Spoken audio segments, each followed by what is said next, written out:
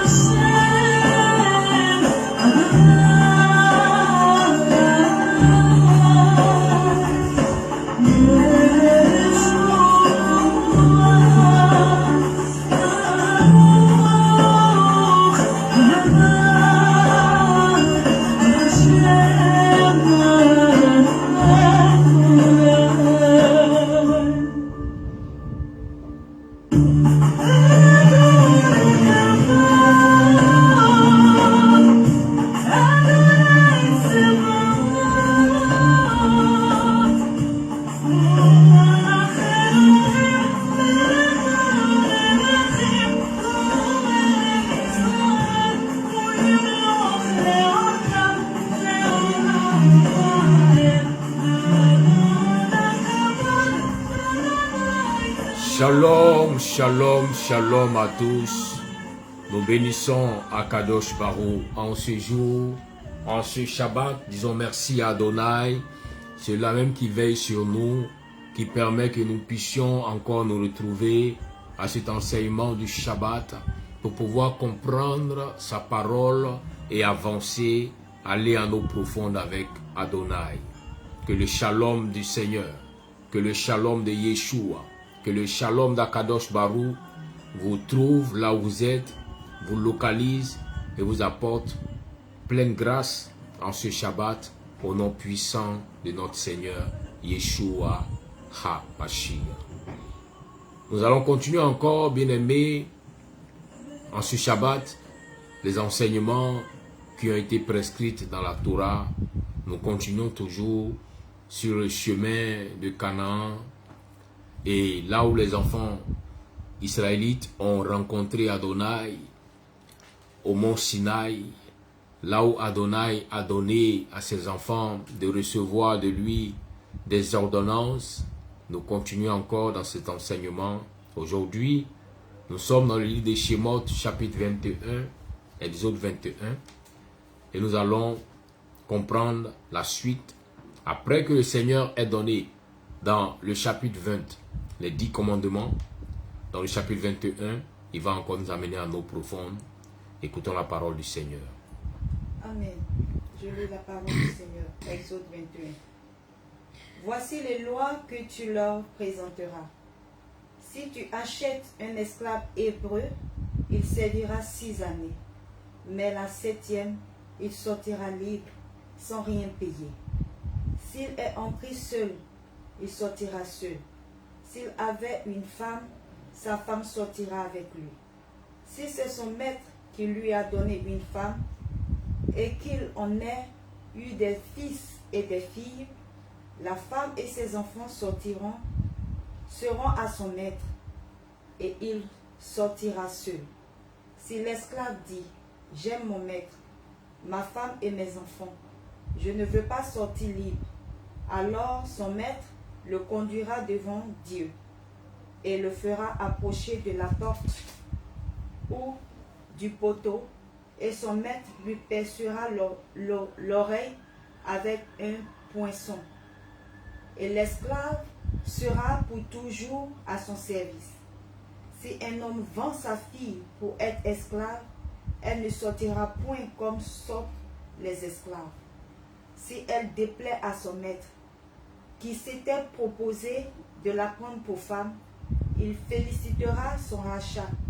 Il facilitera son rachat, mais il n'aura pas le pouvoir de la vendre à des étrangers, après lui avoir été infidèle.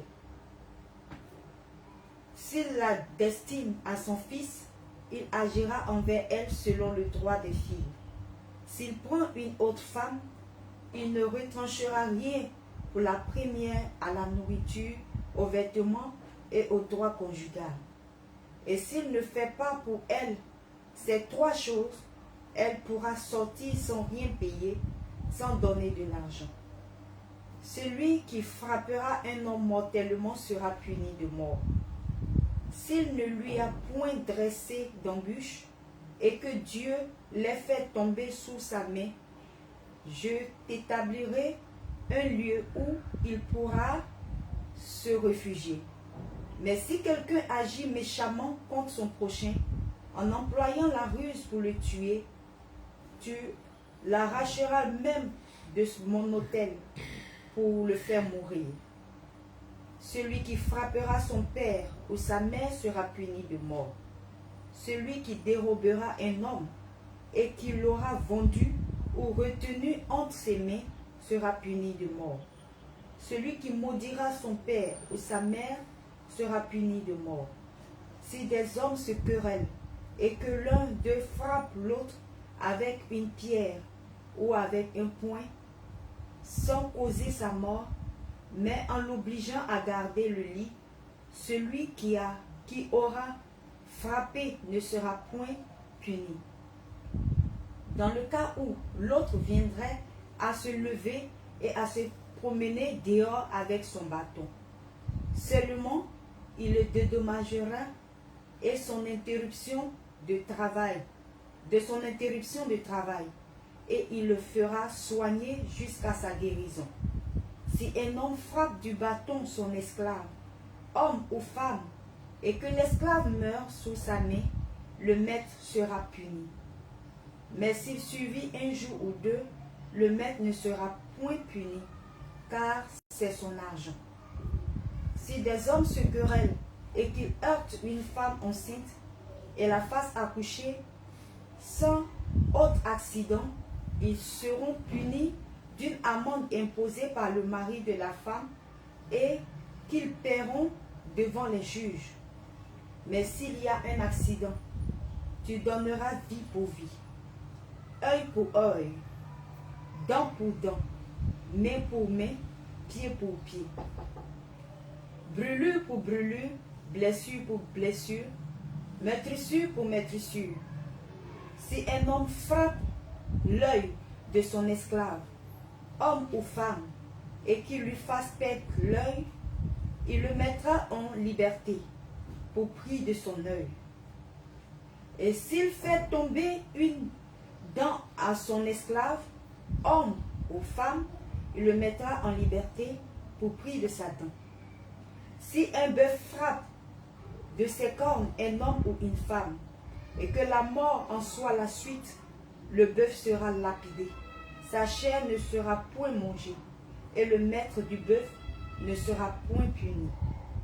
Mais si le bœuf était auparavant sujet à frapper, et qu'on en ait averti le maître, qu'il n'a point surveillé, le bœuf sera lapidé, dans le cas où il tuerait un homme ou une femme, et son maître sera puni de mort. Si on impose au maître un prix pour le rachat de sa vie, il paiera tout ce qui lui sera imposé. Lorsque le bœuf frappera un fils ou une fille, cette loi recevra son application. Mais si le bœuf frappe un esclave, homme ou femme, on donnera 30 cycles d'argent au maître de l'esclave et le bœuf sera lapidé.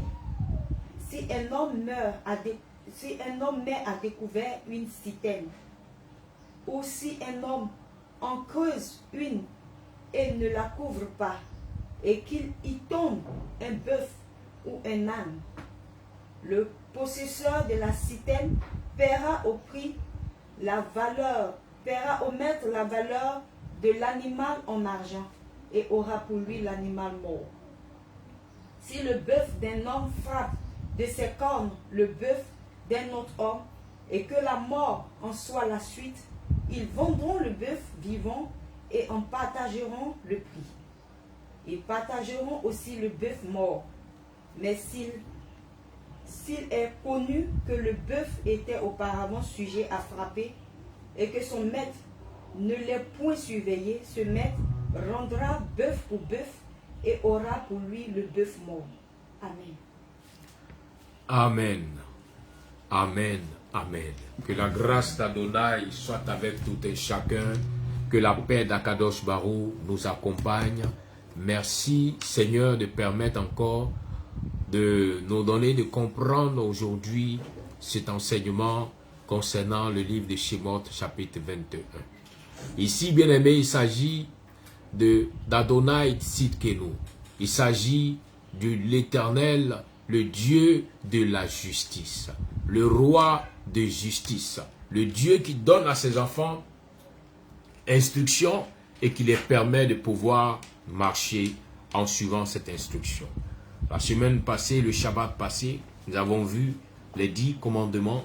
Aujourd'hui, il vient développer les commandements pour permettre à ceux qui vont vivre dans la société de vivre en harmonie. À chaque fois qu'une personne dit appartenir à Adonai, elle doit savoir aussi comment vivre en harmonie dans une société. Et c'est pourquoi le Seigneur dit à Moïse, voici les ordonnances que tu mettras en face d'eux. Ils sont là, ils vont aller entrer à Canaan, mais pour vivre en société, il leur faut des lois, des ordonnances. C'est pourquoi, avant qu'ils ne commencent à vivre cette vie de société, tu vas placer devant eux ces ordonnances pour qu'ils puissent les suivre. Et comme la parole de Dieu déclare, deux personnes peuvent-ils marcher ensemble s'ils n'ont pas été d'accord dans le départ. En d'autres termes, avant de commencer une marche ensemble, avant de commencer à vivre dans une société en harmonie, avant de commencer à vivre dans un quartier, dans un foyer, dans une maison, il faut des instructions, il faut des ordonnances. Et le Seigneur a donné toutes sortes d'ordonnances à son peuple afin que ce peuple puisse aller et vivre en paix les uns envers les autres. Il commence ici par parler des esclaves, pour parler de ceux qui vont travailler pour ses enfants. Il dit, si jamais tu prends quelqu'un, nous amène encore à découvrir différentes sortes d'esclaves. Ce qu'on peut appeler esclaves aujourd'hui sont les ouvriers qui travaillent pour des maîtres, pour des maîtresses. Il faut reconnaître que ces ouvriers aussi ont un droit, selon le Seigneur. Nous devons prendre des personnes qui vont travailler pour nous, mais en appliquant le droit divin sur leur vie. Il dit ici, à Moshe, dis-leur que s'ils ont travaillé pendant 6 années, il faudrait que la 7e année, ces personnes puissent être libérées, ces personnes puissent aller se reposer. Ne maintiens pas quelqu'un dans la servitude tout le temps sans lui donner un temps de répit. Pour dire aujourd'hui, bien aimé, nous pouvons transposer cela concernant les serviteurs, les servantes qui travaillent dans nos maisons, qui travaillent dans nos structures, dans nos champs, dans nos activités. Il faut que l'enfant de Dieu puisse accepter de leur donner un temps de repos. Oui, un temps de repos pour dire, soit dans la semaine, nous travaillons 6 jours, mais le 7e jour, le Shabbat, nous devons nous reposer. Quand tu te reposes le Shabbat, souviens-toi aussi que ceux qui travaillent pour toi doivent se reposer. C'est pourquoi il ne sert à rien de dire, je respecte le Shabbat, et puis toi, tu te reposes au 7e jour, mais ceux qui font tes activités ne se reposent pas. Bien-aimé, tu enfreins le Shabbat, tu ne le respectes pas. Le repos te concerne toi et tout ce qui t'appartient. Voilà pourquoi, si tu as une activité, si tu as une entreprise, quand tu vas te reposer le Shabbat, que ceux qui travaillent au sein de cette entreprise aussi puissent se reposer, que ceux qui travaillent au sein de tes activités aussi puissent se reposer, que tout se repose, car c'est un principe divin. C'est pourquoi il prend ici l'image de l'esclave. Pour dire même l'esclave qui n'a pas le droit de parler, même l'esclave qui n'a pas le droit de donner son point de vue, a droit à un repos. Et si le Seigneur en parle, cela est important pour pouvoir avancer et vivre en société et vivre en tant que personne affranchie par l'esprit d'Adonai. Il continue pour dire, bien aimé, à partir du verset 5, il dit, si le temps de repos arrive et que tu veux affranchir cette personne, mais que cette personne trouve qu'il n'est pas important pour elle d'être affranchie, cette personne trouve qu'elle aime tellement rester avec toi qu'elle ne veut pas être affranchie, alors tu peux accepter, car cela est du désir qui vient du cœur de cette personne. Si celui qui travaille pour toi ou celle qui travaille pour toi, à qui tu dis je te donne un jour de repos dans la semaine, je te donne des jours de repos dans le mois, mais qu'elle dit non, j'aime tellement ma maîtresse et mon maître, je ne veux pas me reposer, mais je veux travailler, alors cela ne tient qu'à elle. Tu n'as pas obligation à amener cette personne à faire ce qu'elle ne veut pas. Le repos est admis, mais si l'esclave, comme il le dit à partir du verset 5, si l'esclave dit « J'aime mon Seigneur, ma femme et mes enfants, et je ne veux pas sortir pour être libre », alors son Seigneur le fera venir devant les juges et le fera approcher de la porte ou du poteau, et son Seigneur lui percera l'oreille avec un poinçon et il servira pour toujours. Là-dessus, nous devons interpeller souvent nos frères, les frères en Christ qui viennent, mais souvent qui disent non, laissez le Seigneur transformer mon cœur, et certaines habitudes vont quitter. Bien-aimé, retiens ce message en ce matin.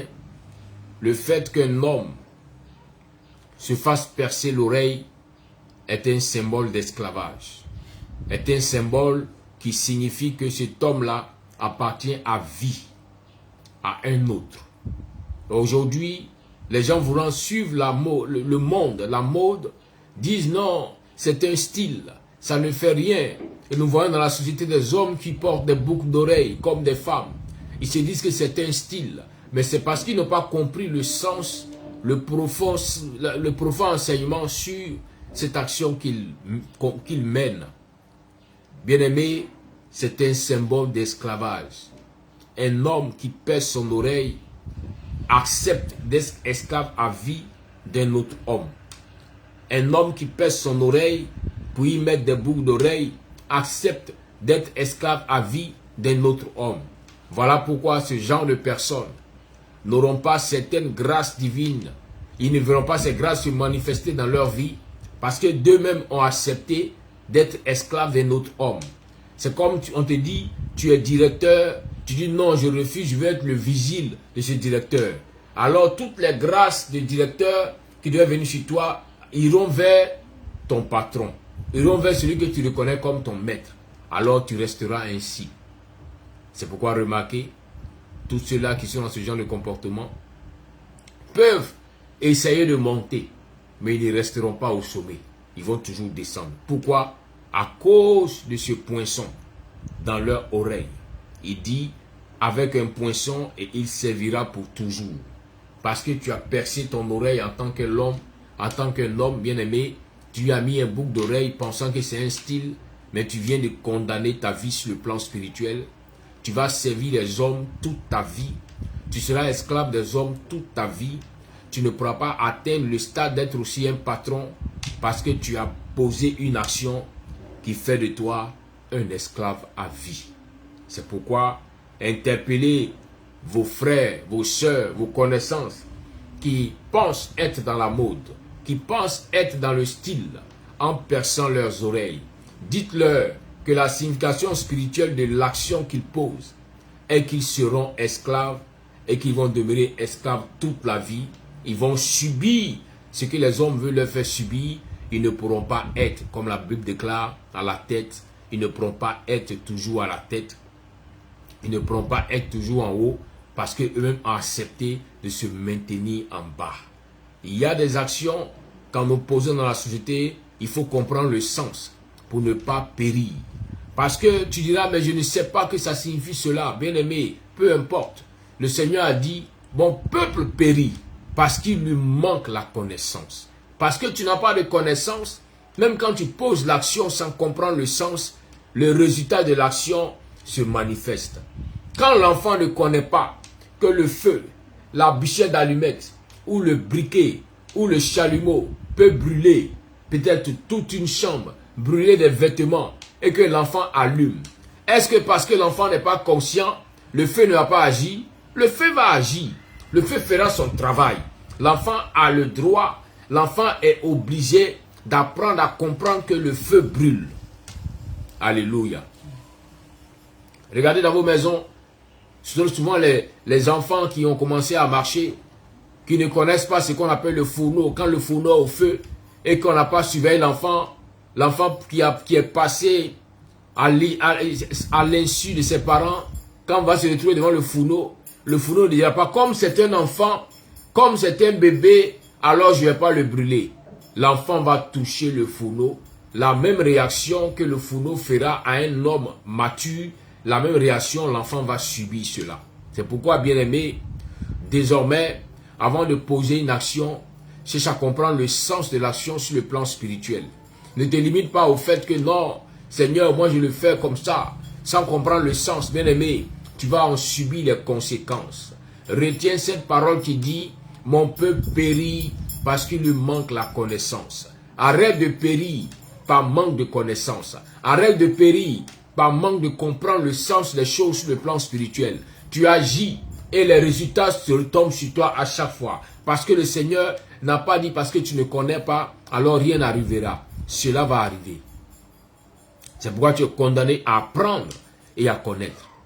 Là où Yeshua a dit à ses disciples, vous connaîtrez la vérité et la vérité vous affranchira. Il est important pour chaque enfant de Dieu de chercher à étudier, à comprendre les choses, à connaître la vérité pour être toujours affranchi.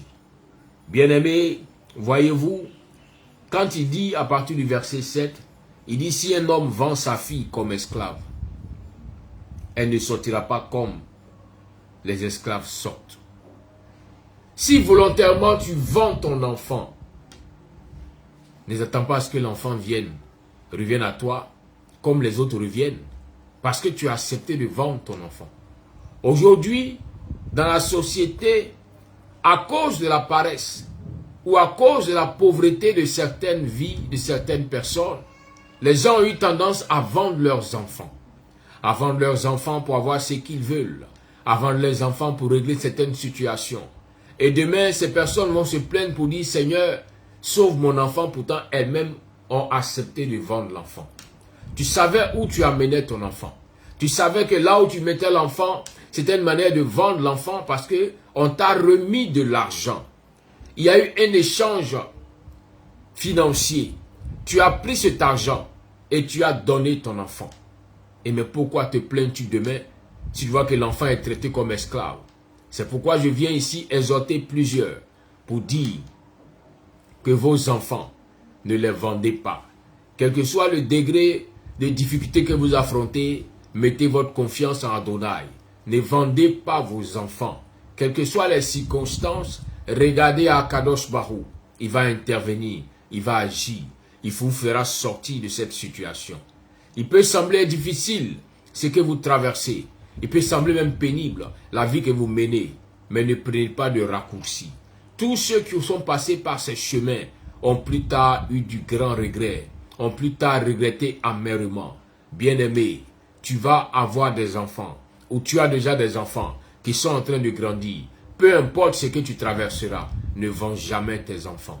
Aujourd'hui, quand on parle de vendre des enfants bien-aimés, ton enfant peut te dire, par exemple, l'enfant qui est devenu majeur, « Oh, mon père, oh, ma mère, je n'aime pas ce monsieur, je ne peux pas le marier. » Tu dis, « Non, mais il peut prendre soin de toi, il a les moyens, il peut même nous aider. Pourquoi tu refuses ?»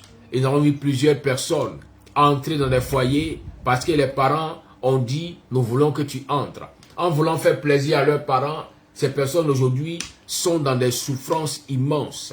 Elles sont dans des foyers, elles sont dans des maisons, elles sont dans certains travaux, mais elles ne sont pas heureuses, elles ne sont pas en paix. Pourquoi? Parce qu'à la base, il n'y a pas eu la sincérité. À la base, le cœur a menti en faisant croire que oui, c'est bien, prenez. À la base, le parent a poussé l'enfant à se vendre.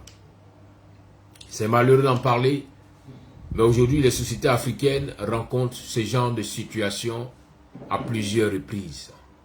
À cause de la pauvreté, des gens acceptent de vendre leurs enfants. À cause de la pauvreté, des jeunes filles, des jeunes hommes acceptent de se vendre pour chercher à soutenir leur famille. Bien-aimés, c'est une malédiction qui va s'abattre. Il dit que si le père a vendu son enfant, l'enfant ne sera pas comme les autres esclaves. Cet enfant-là ne pourra pas avoir le droit de dire à la 7e année, c'est l'année de la délivrance, ou au 7e jour, je dois me reposer. Non, parce qu'il a été vendu, alors, bien-aimé, celui qui l'a acheté va l'utiliser comme un instrument. Bien-aimé, le Seigneur vient nous interpeller dans nos attitudes, dans nos comportements vis-à-vis de la société. C'est vrai que tu as besoin peut-être d'une situation financière actuellement, mais ne te vends pas. Ne vends pas ton âme aux ténèbres. Ne te vends pas. Ne vends pas ta vie à des agents des ténèbres. Très souvent, ces personnes qui se voient présenter de l'argent, on leur demande un service, mais dont le cœur n'est pas satisfait. Mais à cause d'une situation pénible, ces personnes se mettent à accepter ce service. Elles sont en train de se vendre. Là où tu te vends, mon frère, là où tu te vends, ma soeur, tu te mets sous un joug de malédiction. Et le Seigneur dit à son peuple, ne vendez pas, ne vous vendez pas et ne vendez pas vos enfants. Oui, car cela déplaît aux yeux du Seigneur, car cela est une abomination devant Adonai, un grand péché, car il n'y a pas de sincérité et il y a seulement que des mensonges. Je viens interpeller, bien-aimés, des gens qui veulent entrer dans le mariage, mais qui veulent entrer avec une condition. Tu veux te fiancer à ce jeune monsieur, à ce monsieur, parce qu'il a une bonne situation financière. Tu veux te fiancer à cette femme parce que ses parents sont bien placés. Bien-aimé, c'est aussi une autre manière de te vendre. Tu es en train de te vendre et tu vas subir les conséquences de l'esclavage qui va tomber sur ta vie à cause de ce commerce que tu es en train de faire. Apprenons à marcher dans la sincérité et dans la justice. Adonai a dit, il est le Dieu de justice. Là où il y a la justice, il y a forcément la sincérité. C'est pourquoi je viens interpeller tout un chacun pour dire, bien-aimé, arrêtez certains comportements que le Seigneur n'agrée pas, que le Seigneur n'apprécie pas. Voilà pourquoi des gens sont entrés dans des relations et ont crié au Seigneur, il n'a pas répondu. Parce qu'à la base, il y a eu du faux. À la base, il y a eu du mensonge. À la base, c'était un intérêt financier. Ce n'était pas un amour sincère. Ce n'était pas une relation de sincérité. Voilà pourquoi le Seigneur ne peut pas réagir quand on invoque dans ce genre de situation. Bien-aimé, si tu veux qu'Adonai intervienne pour toi, tu veux qu'Adonai intervienne à chaque fois que tu crieras à lui, sois vrai, sois sincère, sois pur, sois sanctifié dans tout ce que tu fais. Il dit, ne marche pas ainsi comme les hypocrites. À chaque fois qu'une personne s'est comportée en hypocrite, cette personne a vu le Seigneur lui tourner le dos. Car le Seigneur a la haine contre les hypocrites, contre les gens qui présentent un visage qui n'est pas le vrai visage, contre les gens qui présentent une manière de fonctionner qui n'est pas ce qui vient de leur cœur. Et en ce matin, à travers ce chapitre, le Seigneur veut parler à ton cœur pour te dire, toi qui décides d'appartenir à Adonai, marche dans la vérité d'Adonai, marche dans la sincérité. Ne regarde pas à ce que tu souffres aujourd'hui, ou tu as besoin de quelque chose aujourd'hui, donc tu veux prendre un raccourci. Bien-aimé, tu ne sais pas où ce raccourci pourra te mener. Peut-être que le diable a permis cela parce qu'il veut te tuer, il veut t'anéantir. Et en voulant prendre ce raccourci, te disant non, je vais passer un peu de temps là-bas et après je vais revenir sur le droit chemin. Bien-aimé, est-ce que tu sais si tu peux revenir? Bien-aimé, la vie que tu vis aujourd'hui est cette vie que le Seigneur t'a donnée. Il est le seul qui te l'a donnée. Il veut que tu vives cette vie dans la vérité, dans sa justice, afin qu'il puisse intervenir pour toi à chaque fois que tu vas crier à lui. C'est vrai que c'est difficile, souvent, c'est pénible. Tu te dis, mais toutes les portes sont fermées. Bien-aimé, si tout autour de toi est barricadé, lève la tête vers les cieux. Adonai a son ciel qui est ouvert. Adonai a son ciel qui est ouvert sur ta vie. Il est le Dieu qui t'a appelé. N'a-t-il pas dit à Jérémie, pendant qu'il se plaignait, que Jérémie, depuis le sein de ta mère, j'avais fait des choses pour toi. Avant même le sein de ta mère, moi, Adonai, je te connaissais. Parle à celui qui te connaît. Dis-lui, Seigneur, voici ma vie. Je veux, Seigneur, que tu interviennes. Voici ma vie. Je veux, Seigneur, que tu agisses afin de m'enlever dans cette situation. Car, bien-aimé, tu pourras me dire, ma mère m'a conçu dans la pauvreté, dans la difficulté. Je viens d'une famille très difficile, très pauvre. Alors, il faudrait que je lutte de moi-même et que je prenne des raccourcis. Bien-aimé, non, tu n'as pas le droit. Parce que ce chemin que tu veux prendre va t'amener à la perdition. Va t'amener à entrer sous la malédiction. Si le Seigneur a pu dire à Jérémie que avant que tu ne sois conçu dans le sein de ta mère, je te connaissais, il y a un mystère. Pour dire si Dieu te connaissait, c'est qu'il avait prévu des choses pour toi avant que tu ne puisses entrer dans le ventre de ta mère. Alors, ce que ta mère a eu à subir, alors ce que la famille de ta mère a eu à vivre, tu n'es pas obligé de vivre ces mêmes choses. Comprends seulement la vérité qui est contenue dans cette parole, où il dit à Jérémie, depuis le sein de ta mère, je t'avais déjà consacré prophète des nations. Jérémie n'était pas descendant de prophète. Sa mère n'était pas prophétesse. Mais Jérémie reçoit l'onction prophétique parce que le Seigneur l'a voulu. Voilà pourquoi je viens parler à ton cœur en ce jour pour te dire, évite de prendre des raccourcis. La vie peut être pénible pour toi, difficile. Mais tourne tes regards vers Adonai. Regarde au très haut. Regarde au Tout-Puissant. Et il pourra intervenir pour toi. Dis, Seigneur, je ne veux pas être esclave. Je ne veux plus être esclave. Mais je veux maintenant vivre ta vie. Cette vie de justice. Cette vie de vérité. Cette vie de grâce. Et ainsi, le Seigneur pourra prendre soin de toi. Aujourd'hui, nous voyons des personnes qui, à cause d'un simple vêtement, se mettent à pouvoir prendre des raccourcis, à vivre dans le péché, et soit disant, Seigneur, tu connais ma situation. Seigneur, toi-même, tu sais que si je n'ai pas fait ceci, je ne pourrais pas vivre ainsi. Bien-aimé, tu n'es pas la seule personne qui souffre sur terre. Regarde seulement au Seigneur. Mets ta confiance en lui. Crois au Seigneur Jésus et il agira pour te libérer de cette emprise, de cette difficulté. Il continue encore pour nous enseigner dans cette Torah où il dit, en Shemot 21, il dit, si quelqu'un frappe un homme et qu'il meurt, il mourra aussi. Bien aimé, voici la loi de la semence qui est présentée. Et cette loi de semence, bien aimé, a été instituée depuis le jardin d'Éden. Quand nous prenons les livres de Bereshit, la Genèse, là-bas, Elohim dit que ce qu'on sème, alors on voit cela moissonner. Voilà pourquoi quand il a mis les arbres, il a planté les arbres, il a planté les feuilles, il a planté toutes ces choses, il a permis que cela produise des fruits. Retiens en ce jour que ce que tu vas s'aimer, tu vas moissonner. C'est une loi qui est universelle. C'est une loi qui est d'abord spirituelle avant d'être universelle. Tu ne peux pas être celui qui a suivi une formation en électricité et demain vouloir devenir un maçon pour construire une maison. C'est impossible. Tu as sémé quelque chose, tu vas récolter. C'est pourquoi il dit, tu n'as pas le droit de frapper un homme et de le tuer.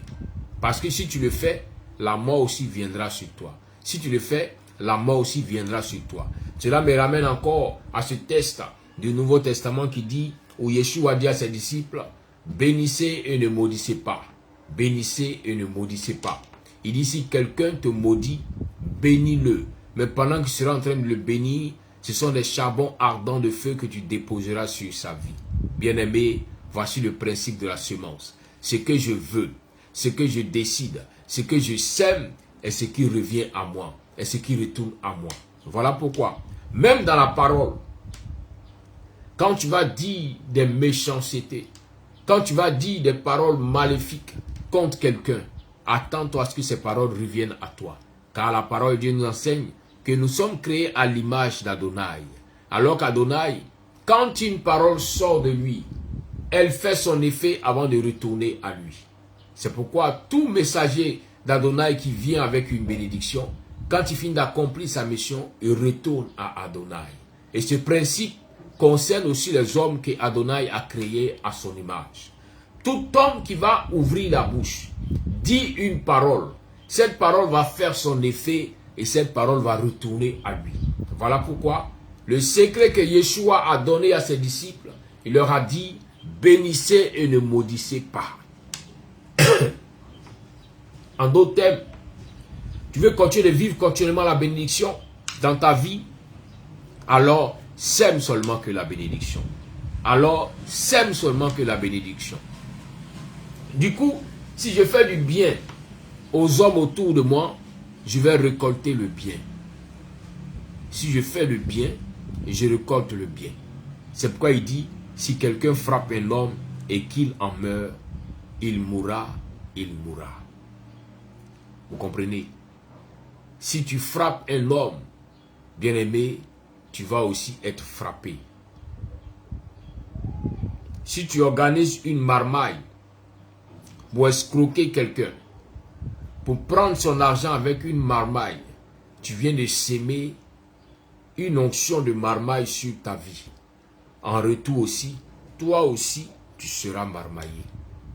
Ce que tu as sémé, tu vas récolter. C'est pourquoi il interdit ici à ses enfants de chercher à tuer.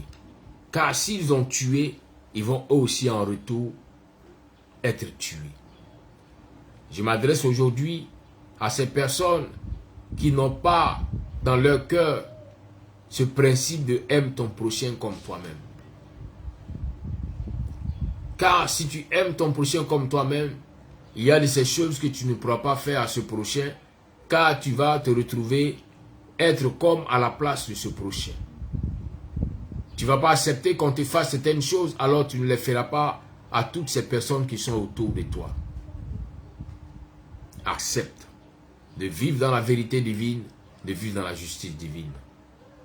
Car si tu dresses une embûche contre quelqu'un, que tu le fais tomber dans cette embûche, bien-aimé, à l'instant tu riras, mais cette même chose t'arrivera parce que tu as sémé. Et très souvent, cela peut ne pas arriver directement à ta personne, mais cela peut arriver peut-être à tes enfants ou à un proche qui te tient à cœur. Et quand tu seras en train de pleurer, le Seigneur te rappellera que c'est ce que tu as sémé de l'autre côté que tu es en train de récolter ici aujourd'hui. Sinon, tu les récolteras. Sinon, tu en souffriras. Et encore, il parle ici à partir du verset 14 de ceux qui agissent avec arrogance. Bien-aimé, aujourd'hui tu peux être dans une position où tu es en haut, où tu es fort, et chaque arbre donne son fruit en sa saison. Tu es dans une bonne saison aujourd'hui, n'utilise pas cette saison pour marcher sur les autres, pour être arrogant vis-à-vis des autres, pour être celui qui minimise les autres. Tu vois le frère, la soeur aujourd'hui dans une situation de pauvreté, alors comme tu as les moyens, tu lui parles comme un esclave. Tu te comportes avec lui comme si c'était une personne qui n'était pas un être humain. Bien-aimé, cela n'est pas bien. Car ce que tu sèmes, tu vas le moissonner. Si tu es arrogant, arrogante avec les uns et les autres, demain, les uns aussi seront arrogants envers toi. C'est pourquoi, prends la peine de vivre une bonne vie. Prends la peine en société de vivre en harmonie. Quel que soit le degré d'élévation à laquelle le Seigneur va t'emmener, souviens-toi d'où tu es quitté. Souviens-toi que tu étais dans la poussière. Tu étais un pauvre homme, une pauvre femme dans la poussière. Que le Seigneur a pu extirper de la poussière et tu fais asseoir avec les grands. Alors, quand tu es assis avec les grands, quand tu seras assis, ne dis pas ou ne joue pas. Tu ne sais pas ce qui adviendra demain. Parce que, retiens ceci, ce qu'un homme aura sémé, il le moissonnera. Évite l'orgueil, évite l'arrogance, évite les comportements qui vont demain se répercuter sur toi et tu vas commencer à crier au Seigneur. Mais quand tu vas crier, le Seigneur ne répondra pas. Aujourd'hui, nous voyons des personnes qui viennent souvent expliquer: oui, je souffre, regarde comment on me traite, oui, aujourd'hui, je suis partout humilié, mais elles ne disent pas ce qu'elles ont fait auparavant. Voici le problème de l'église aujourd'hui. Des personnes viennent, s'ils se présentent leurs problèmes, qui disent leurs souffrances, mais sans pouvoir dire clairement ce qu'elles ont pu faire auparavant. Car très souvent, ce qu'un homme a sémé, c'est ce qu'il est en train de récolter. Voilà pourquoi ce genre de cas et de situation, même quand tu vas crier au Seigneur, quand tu vas dire Seigneur intervient, il te dira je n'interviens pas. C'est une sémence que la personne est en train de récolter. C'est pourquoi, bien-aimé, si tu as été dans ce genre de comportement, ce genre de situation, répands-toi sincèrement. Arrête cette vie d'arrogance. Arrête cette vie de méchanceté. Arrête cette vie où tu veux toujours piétiner sur les autres. Car ce qu'un homme sème, il le moissonne toujours.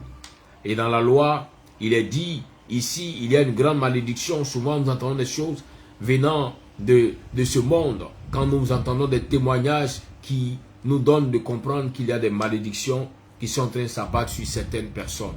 À partir du verset 15, il dit, celui qui aura frappé son père ou sa mère mourra, il mourra. Bien-aimé, quand on parle de cela, d'aucuns diront, mais moi j'ai déjà fait cela, je ne suis pas morte. Bien-aimé, bien-aimé, la mort commence par petit feu. Même si ton parent n'a pas raison, il est interdit qu'un enfant porte la main à son parent. Il est interdit qu'un enfant lève la main sur son parent. Il est interdit qu'un enfant manque de respect à son parent. Car là, il y a certainement une mort certaine. Le Shabbat passé, j'ai parlé de ce principe des 10 commandements qui disait « Honore ton père et ta mère afin que tu aies une longue vie ». Et j'ai enseigné que là où on te dit d'honorer, tu auras une longue vie. Quand tu déshonores, alors ta vie est raccourcie. C'est de ça qu'il s'agit ici. Il dit la mort viendra. Peut-être que tu vas vivre pendant 40 ans, 50 ans. Mais ton comportement a fait que la mort prématurée est venue sur toi. Bien-aimés, faisons attention. Attention dans nos manières de vivre, de nous comporter. Souvent, le Seigneur peut permettre certaines situations pour voir quel est le cœur que tu as. Pour voir, est-ce que ton cœur peut pardonner? Est-ce que tu as un cœur d'amour? Est-ce que ton cœur peut bénir là où même tu dois maudire? Tu pourras me dire, non, le parent a été tellement méchant, tellement mauvais. Mais bien aimé, ta mission, ce n'est pas de rendre l'appareil. Ta mission en tant qu'un enfant de Dieu, c'est de bénir même ceux qui t'ont maudit ou même ceux qui te maudissent. Tu n'as pas le droit de lever la parole contre un parent. Ici, il donne l'image de celui qui frappe le parent. Mais tu peux frapper ton parent avec ta parole. Ce n'est pas forcément physiquement. Pour dire que non, j'ai utilisé la force physique pour taper le parent. Mais ta parole peut blesser le parent. Et là, tu as frappé le parent. Là, tu as frappé ton père. Là, tu as frappé ta mère. Et parlant de père et de mère, ne nous limitons pas seulement aux parents biologiques. Car ton père, ta mère peut être une personne qui t'a adopté comme son enfant. Une personne à qui Dieu a donné la grâce de pouvoir te bénir. Cette personne-là est comme un père, est comme une mère. Ton père, ta mère, peut-être sur le plan spirituel, mais à chaque fois, tu utilises tes paroles pour les blesser, pour les frapper. Et tu dis, Seigneur, bénis-moi. Arrête de vivre cette vie. Arrête de manquer de respect. Arrête de frapper tes parents. Sinon, tu seras sous la malédiction. Sinon, la mort sera continuellement sur ta vie. Si le Seigneur en parle, c'est pour dire à ses enfants, je veux que vous soyez bénis à Canaan et que le chagrin ne vienne pas s'attacher à vos bénédictions. Plusieurs se disent, non, aujourd'hui j'ai les moyens financiers, j'ai l'argent que je veux, je m'en fous de mon père, je m'en fous de ma mère. Mais ces personnes oublient qu'elles sont en train d'attirer la malédiction sur leur vie. C'est qu'elles sont en train de s'aimer, elles vont le moissonner. Bien-aimés, sème de bonnes semences, afin de moissonner en retour de bonnes moissons de grandes bénédictions. Évitons d'avoir des comportements qui vont nous amener à récolter des choses négatives pour nos vies, pour nos maisons. Car la parole d'Adonai est vivante. Car la parole d'Adonai est puissante. Et il donne des instructions comment marcher dans la justice et dans la vérité. là où il parle de la gestion de ses biens, des animaux qu'on a, des animaux qu'on va peut-être avoir. Et si nous les gérons mal, ils nous font du tort à nos prochains, cela incombe aussi à nos vies. Si nous sémons le négatif, nous allons récolter le négatif. Bien-aimés, faisons tout notre possible pour plaire au Seigneur, pour plaire à Adonai. Faisons tout notre possible pour ne plus jamais s'aimer des choses qui vont attirer à nous la malédiction. Mais au contraire, nous devons faire du bien aux hommes qui sont autour de nous, aux hommes avec lesquels nous vivons dans la société. Nous devons bénir tout le monde sans exception. Ne pas chercher à maudire. Même quand on te dira que cette personne est méchante, même quand on te dira que cette personne est ceci, elle est cela, même quand toi-même tu découvriras la méchanceté dans le cœur de cette personne, tu pourras être prudent, prudente, mais ne maudis pas. Ne fais pas du mal. Marche dans la justice. Comme l'apôtre Paul l'a dit, si cela ne dépend que de toi, sois en paix avec tous. Voici le résumé de la vie en société. Sois en paix avec tous. Prends la peine de visiter, de saluer, de penser positif pour ceux qui sont autour de toi, ceux avec lesquels tu vis en société, ceux avec lesquels tu travailles dans la société. Car, bien-aimé, ce qu'un homme aura sémé, il le moissonnera. Ma part aujourd'hui, ma prière pour toi, je veux que tu moissonnes de bonnes choses. En respectant la loi d'Adonai, les ordonnances, les commandements du Seigneur, moissonne de bonnes choses. En marchant en harmonie dans la société, à chaque fois que tu poseras une action, tu penseras que, et si c'était moi, est-ce que j'allais aimer cette action? Quand tu auras ce genre de pensée, ça va t'amener à poser de bonnes actions. Des actions à ne pas frustrer les autres, à ne pas faire du mal aux autres, à ne pas apporter la peine dans le cœur des autres. Mais au contraire, là où tu bénis, le Seigneur permet que toi aussi en retour, tu sois béni. Aujourd'hui, tu fais du bien à X. Ça peut ne pas être X qui te retourne l'appareil, mais Dieu pourra utiliser Y pour te redonner le bien que tu as fait à X. Voici le résumé des lois que le Seigneur a données pour la vie en société. Et je tire conclusion pour dire, si cela ne dépend que de toi, mon frère, si cela ne dépend que de toi, ma soeur, sois en paix avec tous. Sème de bonnes semences pour récolter de grandes bénédictions de la part d'Adonai, le Dieu qui a fait toute création, le Dieu qui a donné sa parole à son peuple pour que son peuple puisse marcher dans sa lumière. Que la grâce et la faveur d'Adonai t'accompagnent, soit avec toi en ce Shabbat, que la bénédiction du Tout-Puissant ne manque pas d'être toujours à tes côtés, sur ta vie et sur ta maison, au nom puissant de Yeshua, HaMashiach. Amen, Amen, Amen. Nous allons dire merci au Seigneur. Père, nous venons en ce Shabbat-ci te bénir, te dire merci.